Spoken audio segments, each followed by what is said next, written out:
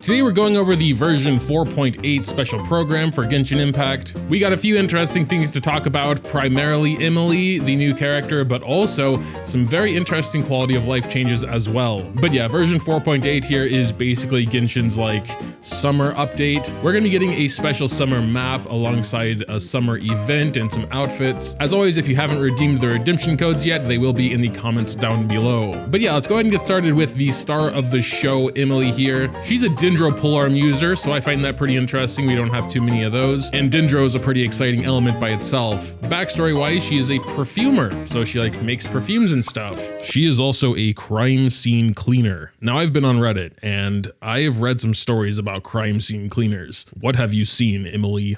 What have you gone through? Anyway, let's move on to her kit. We'll go into more detail, but it seems like her elemental skill is kind of the core of her kit.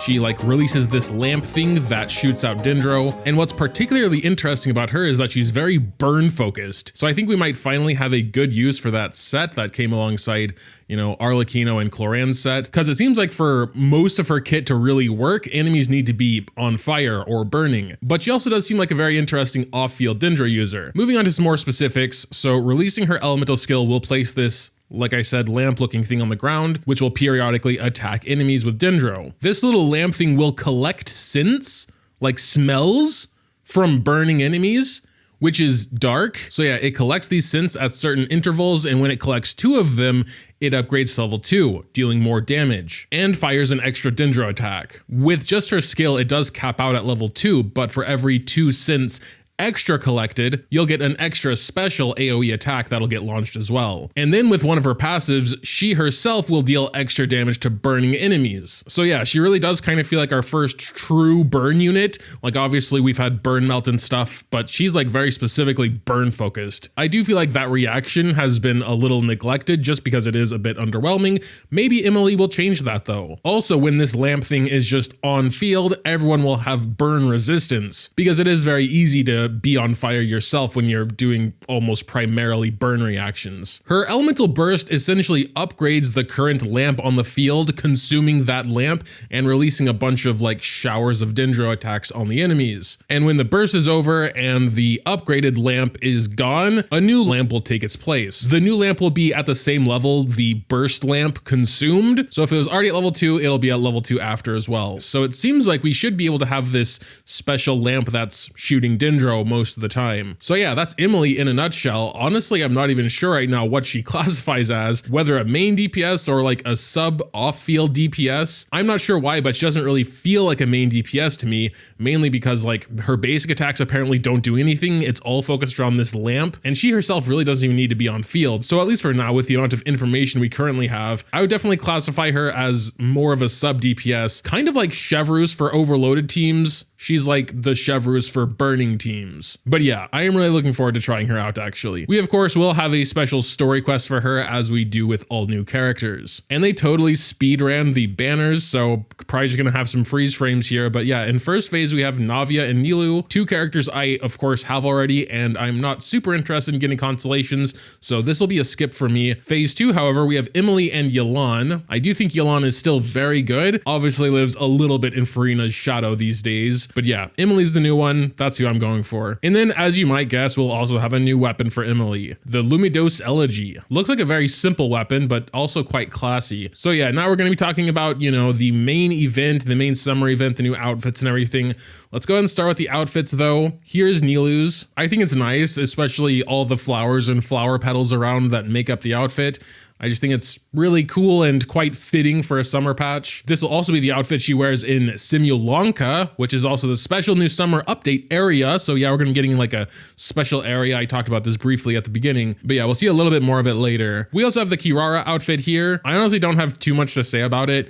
I do like the hat, and it is free, so that's nice. Pretty sure you just have to play the event for it. But yeah, new event, new temporary area. I don't think this is sticking around like permanent area. They've done this for most of their summer patches. I do feel like it's kind of a waste. They like develop this whole area and then it just is gone forever after that. But yeah, how they usually do events, it's going to be split up into like several mini game-esque things. We're starting with this flying one where you can also shoot. So you're just gonna be flying through the air, sort of aiming at these balloons. There are some special balloons with special effects, like this exploding one that explodes the other balloons around it. This next one, I'm really not sure what's going on. You're like controlling this floating hat and selecting things. It almost reminds me a bit of like a crane game. Next up is more combat focus. I really don't have much to say about combat events anymore because they're all very similar. But yeah, we have two teams here, kind of like the new Imaginarium Theater. We have a Valor system. And by playing these three modes, you earn some tokens. You can spend in like a vending machine here. And you can get some of these cute little figurines you can place in your Serena teapot and various other Serena teapot like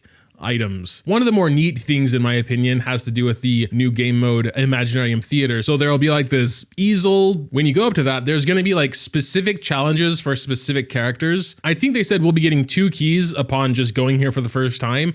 But then after that, we need to actually play Imaginarium Theater and get to at least Act 6 to get more keys.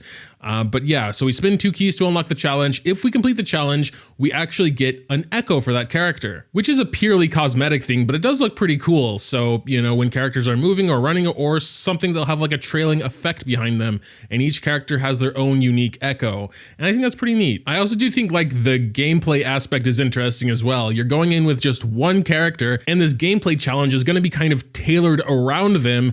Like you can see in this example, you're using Jean's held E to throw the enemies out of the window, right? So you really have to like know and understand the character. They also need to be level 90 on your account and have at least friendship level 8. We also have some mini events like Bing Bang Finch Ball coming back. It does have a couple changes, like there's these negative Finch Balls you have to knock out of the area. And there's also like a VS mode where you can play against a friend or something and whoever has more points wins. We'll also have a new photo event. I never have anything to say about these really. You just take photos with various rules. We'll also have another combat event, but this time up to 3 parties. So if you don't have that many units, you can repeat units, but you will lose out on some buffs. Genius Invocation TCG update. Again, not much to say about that. They don't say much either, just there'll be some new cards. But then we have the system optimizations, and this is where I typically get a little more excited. First of all, daily quests are going to be getting a little easier.